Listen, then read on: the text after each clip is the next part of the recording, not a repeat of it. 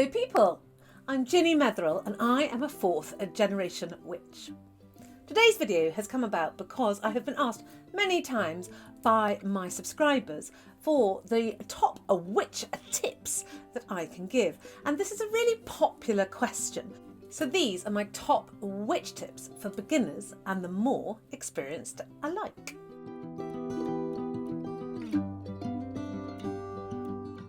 For baby witches just starting out, how do you become a witch? Well, I think you just sort of call yourself a witch, and then you are one. Witchcraft and magic is inherent in everybody. Thinking about witchcraft and magic is a bit like thinking about music. Every single person in the world has some musical ability. For example, everyone can hum a tune. We can all hum Bar Bar Black Sheep. However, some people can sing it in the Carnegie Hall. It depends on how good you are at the talent, but we all have it. Some people find it very natural for them, and other people have to work at it. But if you work at it, you will improve. And so this is my first tip, is that realise that we are all magic beings. We all have witchcraft ability, and you just need to do a little bit of practice, or a lot, and you will find your own way forward. This leads me nicely onto tip number 2, which is very easy. It is practice every day. And you might say to me, well, how? How do I practice? I don't know what to practice.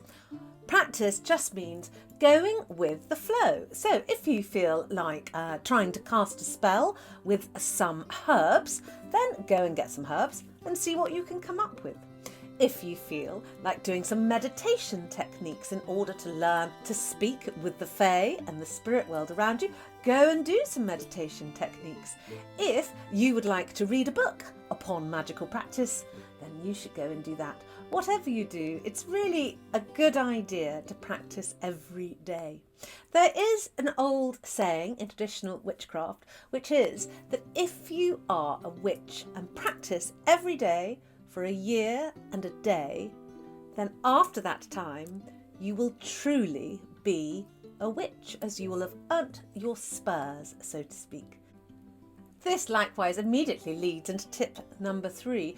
Trust yourself. The only person who knows what you want really is you. So if you want to be a hedge witch, well, go and try it. If you don't know whether you want to be a hedge witch or a herbal witch or a crystal witch, and if you don't know what type of witch you are, do have a look at my What Type of Witch Are You video, which I'll put up here for you to give you some pointers. Do be guided by yourself, because you will have an instinct as to what areas of witchcraft that you like, and those are the areas that you should be practicing every day, amongst other things. I think this forms the basis of my top tips for every witchcraft, which is everyone has inherent magic in them, and if you practice every day, this magic will come out, and trust yourself as to what path that magic will take you down. Therefore, after a year and a day, traditionally, you will become a witch, but I think you can pretty much call yourself a witch from day one. So, tip number 4. Now, this is something that we should all do because it is so useful. It's also absolutely fascinating, and this is to write it down. It doesn't matter what you're writing down. Some people have the most beautiful book of shadows, as they are called, or grimoires, which is a witch's diary, essentially. These will contain spells and incantations that they have found from other people, maybe, different spells to suit different desires. It also is a book of recording your own path. My first dedicated book of shadows looks like this. Not the most exciting. I normally have a notebook which I write down lists and things I've got to do, and I just started writing down my witchcraft path. So I have on this side a list of, looks like shopping and things I'm going to cook for the week, and then on this side I've got some information about the cauldron and what I can use it for. However, the reason why I like to write these things down is so that I can come back to them, because they are fascinating. I read this now and I think, gosh, I'd forgotten about that. That could really help. And I'm so much more advanced in my witchcraft than I was when I first started to write down my Book of Shadows. It's also great to keep a diary for all those events and predictions that you get, and you can see if they come true, and also if your spells work. If you keep a time and date of the spells that you cast, you can see how they do in the future. And there is nothing more exciting than reading your old Book of Shadows. So, number 4 is write it down, keep a Book of Shadows. It doesn't have to be beautiful. One of my favourite witches is the Cemetery Witch, and here is her Book of Shadows, which is a massive black binder file. So it's up to you how you present this information for yourself. Tip number 5 is all about learning a form of divination. Now, this can be using cards, using tarot cards, using runes. I personally use a pendulum. And if any of you have ever seen my pendulum video, I will put it up here for you if you don't know how to. With this, I can get answers to questions. So I can say, please give me a yes. It should give me a yes. This is my yes response. And then I can say, please change to a no. That changes to a no response. So I can get an answer to any question that I may have. This means that I can understand and drill down answers if something is puzzling me. So tip number 5 is learn some form of divination. How and what you learn is very much up to you and depends upon how you're drawn. My great-grandmother, the first, witch that we can remember in our family, spent all day long with her tarot cards, laying them out and reading them, and wouldn't do anything, literally wouldn't go to the shops without going, I'll see if it's a good time to go. And the tarot cards invariably would go to the shops and buy the meat for the family for the week. However, number 6 is to know that not every technique of witchcraft is for you. So, for example, I started doing some meditation and I found that I was utterly useless at it. After about 4 seconds, I would start thinking, I must go and buy some more toothpaste. Oh, I haven't fed the dogs yet. Oh, I haven't done that washing. I'd be thinking literally about anything other than the meditation that I'm supposed to be concentrating on. And I realised pretty quickly, may I say, that meditation is not for me. I am not going to get things through meditation. That does not open my third eye for me. It does not enable my higher self to come and talk with me, and it does not help me. So I just don't do it. However, a lot of people find meditation invaluable. It's the only way that they can really astral travel, connect with their other selves, connect with the world of spirit. However, for me, it's a no-go. So I just don't do it. And this is what I wanted to say. You might not be, for example, a good cook. So potion making, not your bag. You might not be a good spirit medium. So talking with the world of spirit, also not your bag. However, you might be brilliant at crystals, and using crystals for healing and upping your vibrational energy might be something that you're so in tune with that you don't really need any other technique to practice your witchcraft. You only need one after all. Tip number 7. I want you to spend time in nature. This is where magic is. Every single plant, leaf, flora, fauna, flower, insect, animal, everything has magic inherent within it.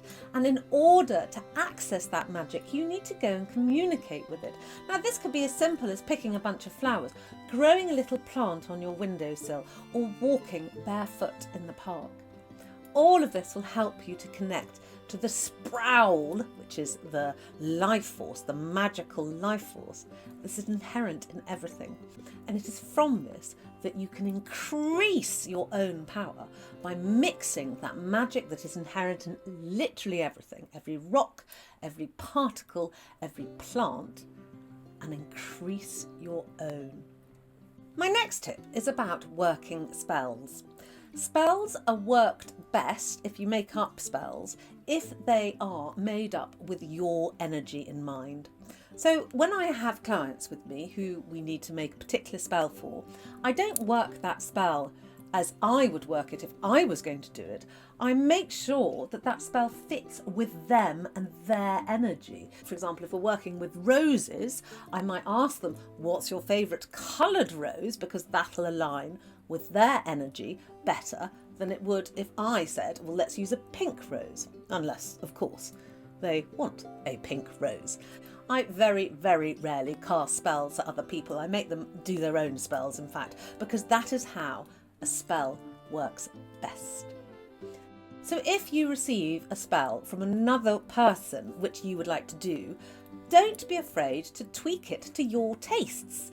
Say they want you to use a rosemary in a particular spell and you feel that lavender might be better because you prefer lavender. Go for it. That lavender's energy will probably, therefore, work better with your own energy than the rosemary would. So feel free to tweak other people's spells in your favour. If you don't know how to create a spell, then I would suggest that you use something called a visualization technique, or your imagination, because what is imagination after all?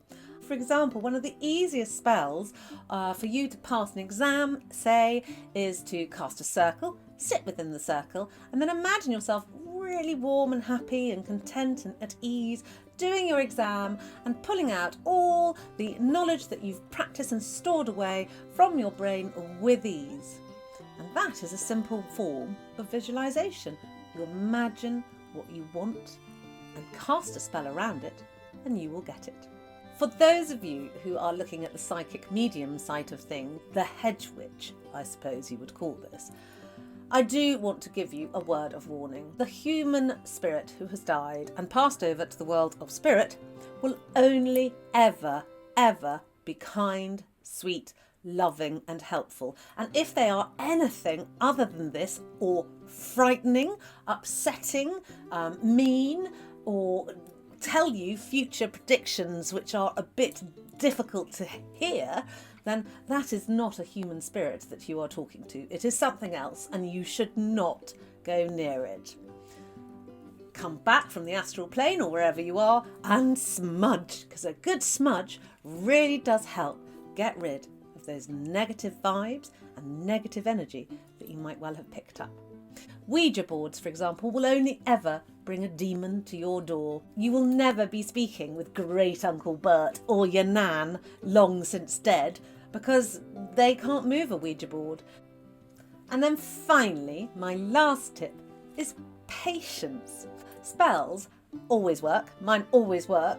However, they never work in the way that I expect them to, or within the time frame that I necessarily want them to, unless it's particularly materialistic. So money spells, you can put time limits on and force that spell into that time limit. But in general, they can take days, weeks, months, sometimes a year or longer, although that's unusual.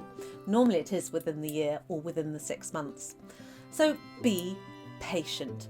Your spell might not have worked, but it has. It just is set in motion all the elements that then need to come into play to bring it back to you. It's like the butterfly effect. Butterfly flaps over here and the waves go out across the world until they come back crashing over you and you get what you asked for. These are my top tips for beginner and more advanced witches. I hope you enjoyed them. Let me know in the comments below which is your favourite, or if you have any other tips which you think I should really tell everyone about. I would love to know. In the meantime, if you want to learn more about witchcraft, do join me on Patreon, and otherwise please like and subscribe because it really helps my channel, and I will see you in a few days.